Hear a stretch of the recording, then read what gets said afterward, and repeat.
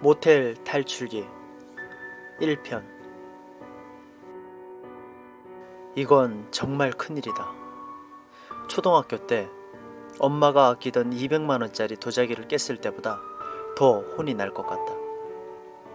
물론 그 도자기보다 비싼 건 아니지만 욕실에 나뒹굴고 있는 이 육체는 자칫하면 내 인생을 망쳐버릴 수도 있다.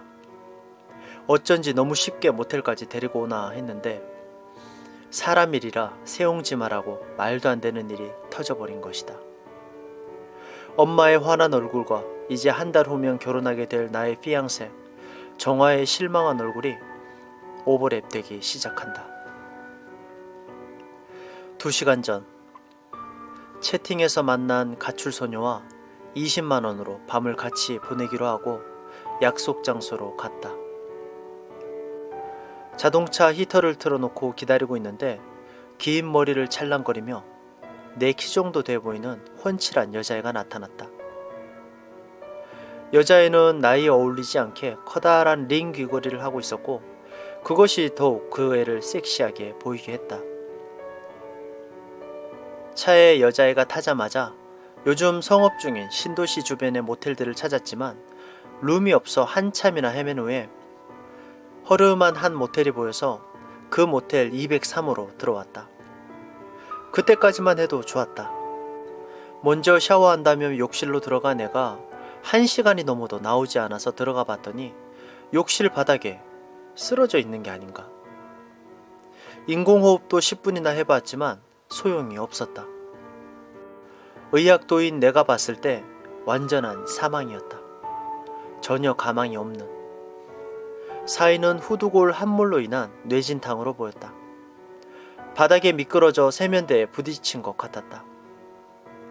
뭔가 소리가 났겠지만 난 그때 방에서 한창 에로 비디오를 보느라 정신이 없었다. 그리고 지금은 이렇게 욕실 바닥에 주저앉아 이 이름도 모르는 여자의 시체를 망연히 바라보고 있다. 처음엔 경찰에 신고를 하려고 했다.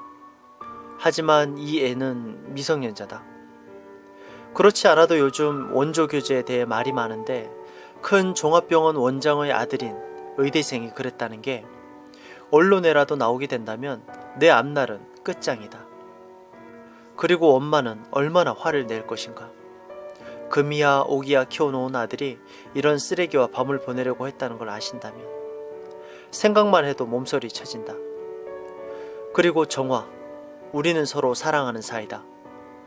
결혼 준비가 착착 진행 중인데 신랑 된 사람인 내가 다른 여자랑 모텔에 들어왔다는 걸 안다면 우리 혼사는 그걸로 끝장이다. 어떻게 해야 할까? 생각을 하자. 생각을. 명석한 두뇌라면 누구에게도 지지 않은 내가 아닌가. 분명히 방법이 있을 거야. 이 지옥에서 빠져나갈 방법이. 욕실 안에서 담배를 피우며 30분쯤 고민하니 흥분이 조금씩 가라앉기 시작했다. 생각을 정리해보자. 우선 이 허름한 모텔의 위치는 신도시다.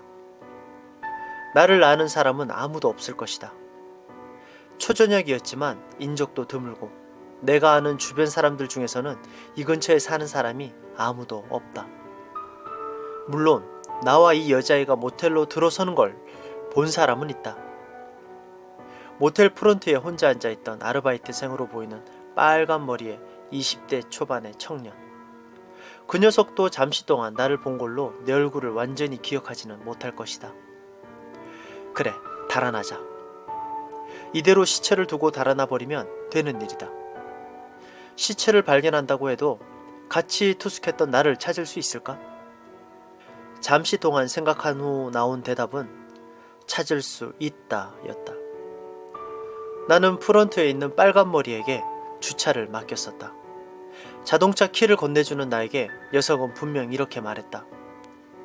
와우, 저 빨간색 제규어가 정말 손님 차예요? 한번 꼭 몰아보고 싶었는데. 조심해서 다뤄줘요. 마음 푹 놓으세요. 빨간 머리는 내 차를 기억하고 있다. 내가 왜 나의 소중한 MR을 녀석에게 맡겼을까? 정말 땅을 치며 후회할 일이었다. 빨간색의 제규어를 가지고 있는 20대 후반의 청년은 국내에 몇 명 되지 않을 것이다. 지금 이대로 시체를 두고 달아나면 분명 잡히고 말겠지. 다른 방법은 없을까? 그래, 업고 나가면 된다. 어딘가 갑자기 아픈 것 같이 해서 급하게 업고 나가면 될 것 같다. 우리 클럽 멤버 중에 한 명인 재찬이의 말이 떠올랐다. 작년 겨울인가 재찬이가 여자를 꼬셔서 러브호텔에 갔는데 그때 그 여자애가 갑자기 복통을 일으켜서 급하게 응급실로 데리고 간 적이 있다고 했다. 와, 말도 마. 진땀 뺐다니까. 옷을 벗기고 침대에 눕히는데 갑자기 배를 잡고 뒹구는데 환장하는 줄 알았어. 야, 재미 보러 갔다가 그게 웬 봉변이냐? 야, 급하게 들쳐업고 모텔을 빠져나오는데 프론트에서 나를 막 붙잡는 거야. 안 그래도 바빠 죽겠는데 말이야. 나더러 주민등록증을 내놓으라고. 아니 왜? 생각해봐라. 그 여자애가 죽기라도 하면 내가 죽였는지 아니면 진짜 아파서 죽었는지 모르잖아. 모텔 같은 숙박업소에선 살인사건도 많이 일어나고 도피 중인 수배자들도 많아서 그런지 그런 경우엔 되게 민감하더라. 재찬이를 공경에 빠뜨렸던 여자는 분명 재찬이의 등에서 신음도 하고 꿈틀거렸을 것이다. 그런 경우에도 프론트는 민감하게 반응하는데 꼼짝도 하지 않은 여자를 업고 나가면 빨간 머리는 어떻게 할까? 모텔에서 하룻밤을 묵고 남자의 등에 업혀 나가는 여자. 이것만큼 이상한 광경도 없을 것이다. 희미하게 보이던 빛이 사라져 버렸다. 이대로 여기서 끝나는 것인가? 난 욕실 바닥에 쓰러져 있는 시체가 원망스럽기만 했다. 영화나 소설에서 보니까 마법사들이나 주술사들이 시체를 소생시키는 마법을 쓰던데 내게 지금 그런 힘이 있으면 얼마나 좋을까? 그러면 이 시체를 데리고 밖으로 나가면 되는데. 가만. 이거 흥미로운데? 데리고는 못 나가지만 가지고 나갈 순 있다. 그래, 어차피 이 여자는 지금 시체가 되어 있고 시체란 건 결국 고깃덩이하고 마찬가지다. 그럼 가지고 나가면 된다. 난 시체의 허벅지, 팔을 만져보았다. 마치 살아있는 사람의 근육과 같은 탄력을 유지하고 있었다. 목욕을 한다고 욕탕 안에 온수를 받아놔서 욕실의 온도가 따뜻해서 아직 체온을 유지하고 있기 때문일 것이다. 누워있는 시체를 돌려 등을 살펴보았다. 혈액 응고가 시작되면 나타나기 시작하는 시반도 보이지 않았다. 사후 경직도, 혈액 응고도 진행되지 않았다는 것은 나에겐 정말 큰 행운이다. 그리고 나의 해부학 성적이 A+라는 것도 열심히 공부하길 잘했다니까. 이 시체를 분해한 다음 큰 가방에 담아가지고 천연덕스럽게 나가면 된다. 혹시 프론트에서 빨간 머리가 이런 질문을 한다면 여자분은요? 이렇게 되면 곤란해진다.